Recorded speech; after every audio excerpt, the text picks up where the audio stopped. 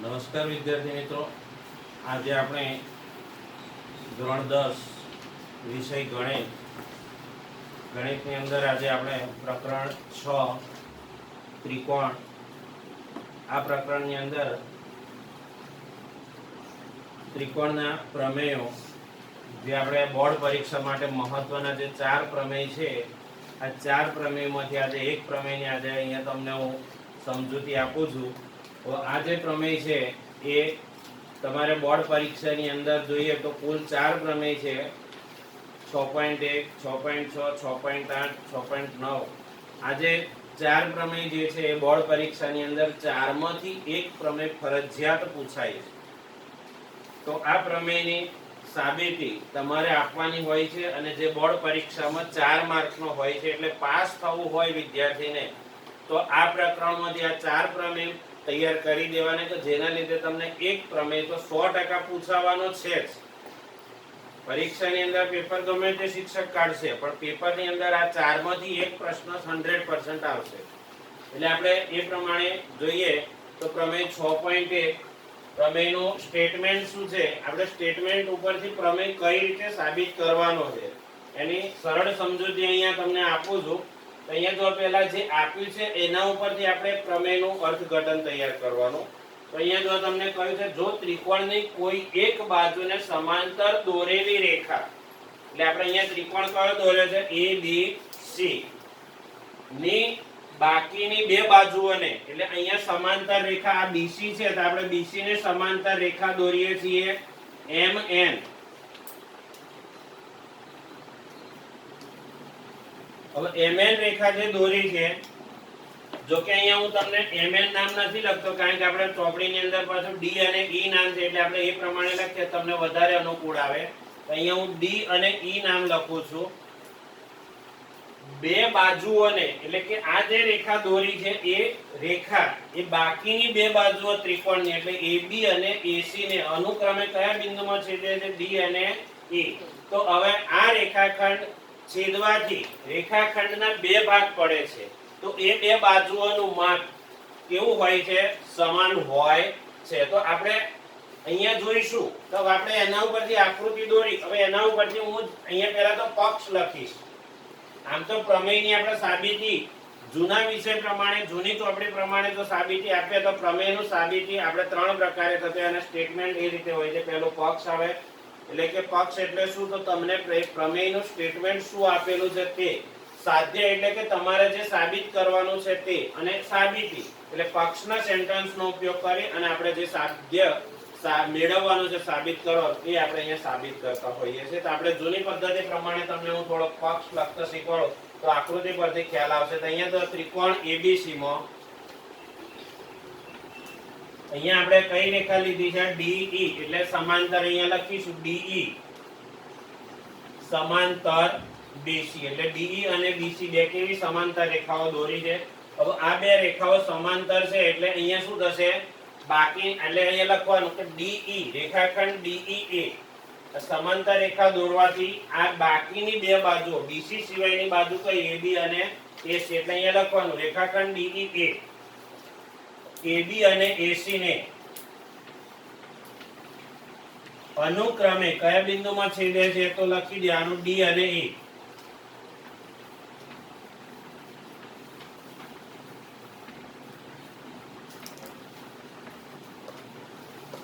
હવે છેદે છે એટલે આપણે એના બે ભાગ થઈ ગયા.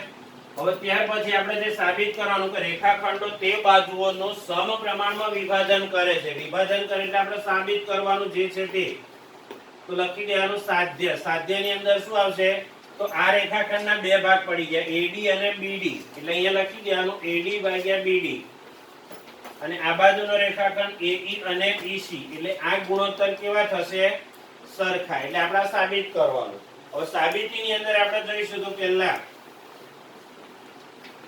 તમને જે આપેલું છે એ આપણે એના પરથી લખી દઈએ. તો પહેલા શું આપેલું છે, ત્રિકોણ ABC માં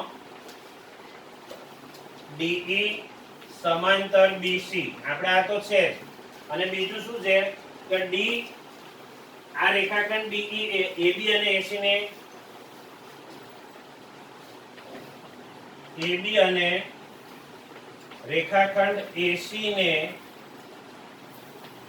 અનુક્રમે D અને E બિંદુમાં છેદે છે.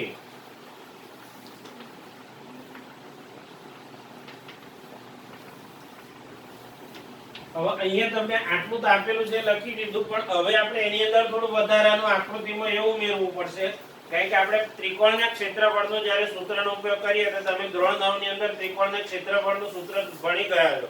એની અંદર શું કહેવામાં આવે છે કે ત્રિકોણનું ક્ષેત્રફળ તે, તો શું થાય, ત્રિકોણનું ક્ષેત્રફળ બરાબર 1/3 પાયો ગુણ્યા વેધ. એટલે પાયો અહીંયા અને વેધ, અહીંયા વેધ આપેલો નથી એટલે પહેલા આપણે વેધ દોરીશું. તો અહીંયા આપણે જે આ ત્રિકોણ ADE બન્યો છે એમાંથી આપણે વેધ બંને બાજુ દોરીશું. તો બંનેના નામ આપીશું M અને N.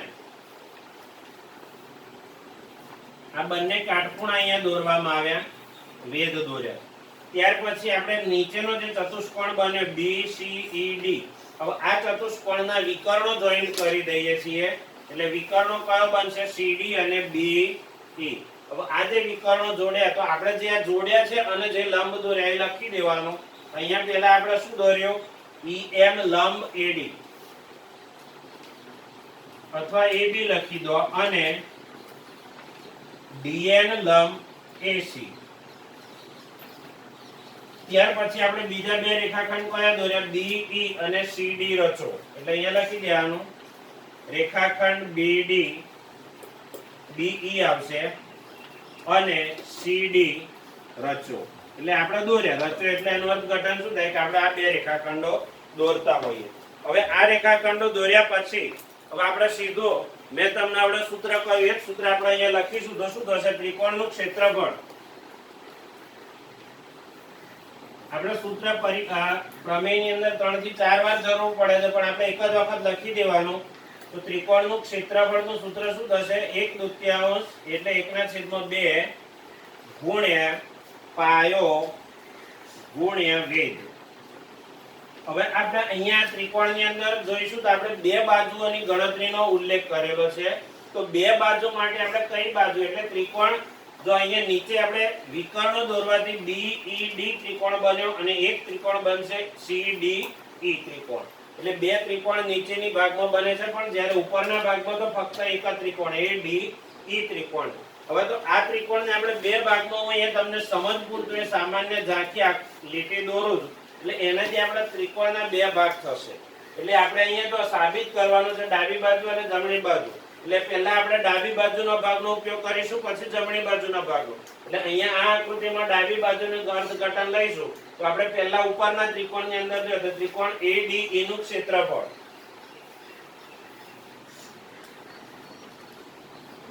તો નું ક્ષેત્રફળનું સૂત્ર શું થાય, તો બરાબર 1/2 ગુણ્યા પાયો. એટલે હવે આ ત્રિકોણમાં આપણે ડાબી બાજુ જોઈએ તો અહીંયા વેધ દોરેલો છે EM અને પાયો કયો થશે AD. એટલે લખવાનું પાયો AD ગુણ્યા વેધ EM. આને આપણે સમીકરણ નંબર 1 કહીશું. હવે એ જ રીતે ડાબી બાજુ નીચે ત્રિકોણ આપણે બીજો જે વિકર્ણ દોરવાથી બન્યો કયો, BDE. તો અહીંયા આપણે એનું ત્રિકોણનું ક્ષેત્રફળ દઈએ. તો ત્રિકોણ BDE નું ક્ષેત્રફળ નું સૂત્ર શું થશે, તો બરાબર 1/2 ગુણ્યા, હવે અહીંયા તમે જો તો આ ત્રિકોણ BDE, આ જે ખૂણો છે 90 કરતા મોટો છે. એટલે ગુરુકોણ ત્રિકોણ છે. એટલે ગુરુકોણ ત્રિકોણ હોવાથી શું થશે, એનો વેધ એ ત્રિકોણની બહાર જશે. ત્રિકોણની બહાર જાય એટલે કાટખૂણો અહીંયા બહાર નીકળશે. તો એ વેધ આપણે કયો લખવાનો, EM, અને પાયો કયો થશે BD. એટલે અહીંયા લખવાનું BD ગુણ્યા EM. આ પરિણામ આપણને બીજું મળ્યું, એને નંબર 2 આપો. હવે આ બે પરિણામનો આપણે ભાગાકાર કરીશું તો અહીં લખવાનું પરિણામ 1 અને 2 પરથી. તો આ બે પરિણામનો ભાગાકાર કરીએ તો શું થાય, તો અહીંયા હું લખું છું બાજુ, તો ADE નું ક્ષેત્રફળ ભાગ્યા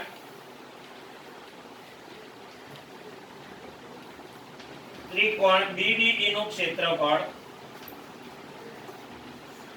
બરાબર શું થશે, તો અહીંયા તમને જો 1/2 AD ગુણ્યા EM.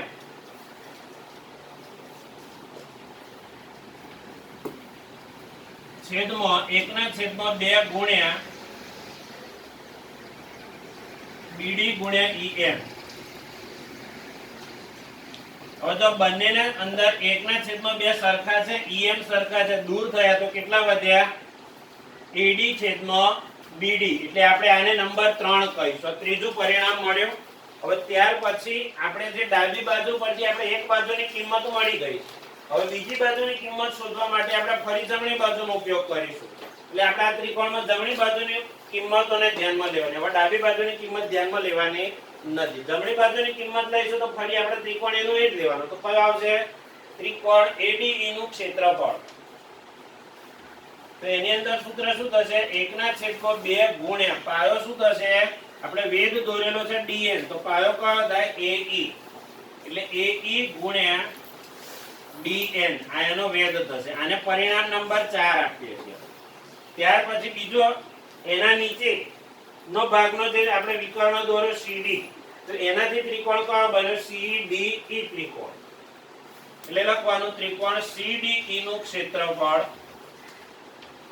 બરાબર 1/2 ગુણ્યા, હવે આ બાજુ પણ આપણે જો ડાબી બાજુ જે રીતે ગુરુકોણ ત્રિકોણ બનેલો વિકર્ણ દોરવાથી, એ જ પ્રમાણે આ બાજુ પણ અહીંયા ગુરુકોણ ત્રિકોણ બનશે. હવે ગુરુકોણ ત્રિકોણ હોવાથી એનો જે વેધ દોરવામાં આવે એ વેધ એ હંમેશા ત્રિકોણની બહાર જતો હોય, અને એ ત્રિકોણની બહાર જાય એટલે આપણે વેધ બહાર દોરીશું. એટલે કયો આવશે? DN. અને પાયો તો આપણે જે બાજુ છે એ પાયાના બાજુનું માપ વધતો નથી, એટલે અહીંયા શું થશે? CE ગુણ્યા વેધ કયો આવશે? DN. આને નંબર આપીશું 5. હવે એ જ રીતે આપણે અગાઉ જે પહેલા અને બીજાનો ભાગાકાર કર્યો એ જ રીતે અહીંયા આપણે ચોથા અને પાંચમા પરિણામનો ભાગાકાર કરીશું. એટલે અહીંયા લખવાનું પરિણામ 4 અને 5 પરથી. તો 4 અને 5 પરથી એટલે શું કે 2 નો ભાગાકાર કર્યો, તો ભાગાકાર અહીંયા શું થશે? તો જો ત્રિકોણ ADE નું ક્ષેત્રફળ ભાગ્યા ત્રિકોણ CDE નું ક્ષેત્રફળ બરાબર. હવે આપણે આ 2 નો ભાગાકાર કરીશું તો શું થશે? 1/2 AE ગુણ્યા DN છેદમાં 1/2 ગુણ્યા CE ગુણ્યા DN. હવે બંનેની અંદર DN સરખા 1/2 સરખા દૂર થઈ ગયા, કેટલા વધ્યા? AE છેદમાં CE. આને નંબર આપીશું આપણે 6. હવે આપણે જોઈએ તો આ બે બાજુઓનો ગુણોત્તર આપણે મેળવી લીધો છે, પણ આપણે હવે આ ગુણોત્તરને સરખો સાબિત કરવાનો. તો સરખો સાબિત કરવા માટે શું કરવું પડે? તો આપણે જો આકૃતિ જે દોરેલી છે ત્રિકોણની, એની અંદર આપણે નીચે જોઈએ તો નીચે સમલંબ ચતુષ્કોણ BCDE અથવા BCED જે ચતુષ્કોણ બને છે, હવે એની અંદર આપણે જોઈએ તો ત્રિકોણ BDE અને આ ત્રિકોણ CDE બંને એક જ બાજુ પર એટલે એક જ પાયા પર આવેલ હોવાથી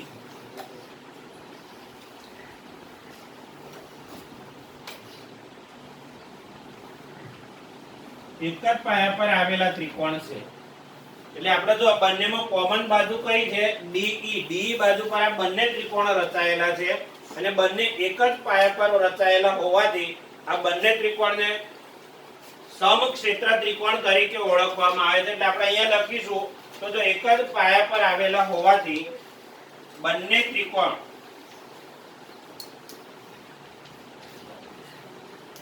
સમક્ષેત્ર ત્રિકોણ છે. હવે સમક્ષેત્ર ત્રિકોણ છે, સમક્ષેત્ર એટલે આપણે લખીશું ત્રિકોણ BDE નું ક્ષેત્રફળ બરાબર ત્રિકોણ CDE નું ક્ષેત્રફળ. હવે આ આપણે ક્ષેત્રફળ સરખું લખ્યું. હવે આપણે અહીંયા દાખલા તરીકે ક્ષેત્રફળ બંનેનું 10-10 હોય, 10-10 ને આપણે 5 વડે ભાગી નાખીએ તો ભાગાકાર તો 2 જ મળવાનો, બંને બાજુ 5 વડે ભાગીશું તો ભાગાકાર 10/2 10/2 તો કેટલા થાય? 5. એટલે આપણે અહીંયા જો ત્રિકોણ BDE નું ક્ષેત્રફળ CDE નું ક્ષેત્રફળ સરખું થયું. હવે એને આપણે લખીએ કે ADE ને ક્ષેત્રફળ વડે ભાગી નાખીએ તો શું થાય? ત્રિકોણ ADE નું ક્ષેત્રફળ, આ કિંમતને આપણે આના વડે ભાગ્યા ત્રિકોણ BDE નું ક્ષેત્રફળ, અને આ કિંમતને પણ ADE ના ક્ષેત્રફળની કિંમત વડે ભાગીએ નું ક્ષેત્રફળ ભાગ્યા ત્રિકોણ CDE નું ક્ષેત્રફળ, તો એ પણ કેવું થશે? સરખું. તો આને નંબર આપણે કહીશું 7. હવે આ પરિણામ જે 7 મળ્યું, આ 7મા પરિણામની અંદર આપણે જોઈએ તો આગળના બે પરિણામ શોધેલા છે, પરિણામ નંબર 3 અને પરિણામ નંબર 6. આ બંનેની કિંમત 7મા પરિણામમાં મૂકીએ તો શું થાય? અહીંયા લખી દેવાનું પરિણામ 3, 6 અને 7 પરથી, એટલે ત્રણે ત્રણ પરિણામની કિંમત, એટલે ત્રીજા અને છઠ્ઠા પરિણામની કિંમત અહીંયા મૂકી દઈશું એટલે આપણો પ્રમેય આપોઆપ સાબિત થઈ જતો હોય છે. જો ADE નું ક્ષેત્રફળ ભાગ્યા BDE નું ક્ષેત્રફળ, આ કિંમત છે કેટલી મળી? AD ભાગ્યા BD બરાબર આપણે ADE નું ક્ષેત્રફળ ભાગ્યા બીજું શું છે? CDE નું ક્ષેત્રફળ. એટલે અહીંયા 6 માં શું કિંમત છે? ADE નું ક્ષેત્રફળ ભાગ્યા CDE નું ક્ષેત્રફળ કેટલું છે? AE ભાગ્યા C. એટલે બરાબર લખી દેવાનું AE ભાગ્યા CE. એટલે આ આપણે પરિણામ નંબર જે 8 મળ્યું એ આપણે જે સાબિત કરવાનું હતું સ્વાધ્યાયની અંદર એ આપણને મળતું હોય છે. એટલે આ રીતે આપણે પ્રમેયને સાબિત કરી શકતા હોઈએ છીએ. એટલે આ પ્રમેયમાં ફક્ત એક જ વસ્તુ યાદ રાખવાનું છે કે જો પ્રમેય આકૃતિ આપણે જે દોરી છે એ ફક્ત ત્રિકોણ ઉપર આધારિત છે. ત્રિકોણની અંદર જો ત્રિકોણના બે ભાગ પાડવાના છે. બે ભાગની અંદર જોઈએ તો આ જે ત્રિકોણમાં આપણે સૌપ્રથમ બે ભેદ દોરવાના, ભેદ દોર્યા પછી આ બંને લંબચોરસ જે સમલંબ ચતુષ્કોણ બને નીચેનો ભાગ, એ ચતુષ્કોણના બે વિકર્ણો દોરી દો.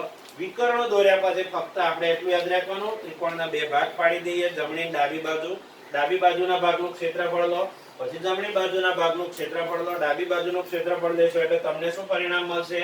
ADE નું ક્ષેત્રફળ ભાગ્યા BDE નું ક્ષેત્રફળ, એટલે એક બાજુ મળશે. ફરી જમણી બાજુની કિંમત લેશો એટલે ત્રિકોણ ADE નું ક્ષેત્રફળ ભાગ્યા CDE નું ક્ષેત્રફળ મળશે, એનો ગુણોત્તર મળે. આ બંને ગુણોત્તરની અંદર જોઈશું તો આપણે બંને ત્રિકોણ એક જ ક્ષેત્રફળ આવેલા છે એટલે બંને ત્રિકોણ કેવા બનશે? સમક્ષેત્ર ત્રિકોણ. એટલે બંનેનું ક્ષેત્રફળ સરખું થશે. એટલે આપણે આ ત્રણે ત્રણ પરિણામ સરખાઈ દઈશું એટલે આપણને શું મળતું હોય છે? પ્રમેય સાબિત થતો. એટલે યાદ રાખવાની તમને શોર્ટકટ મેથડ આ છેલ્લે જે બોલ્યો એ તમારે યાદ રાખવાની રહેશે.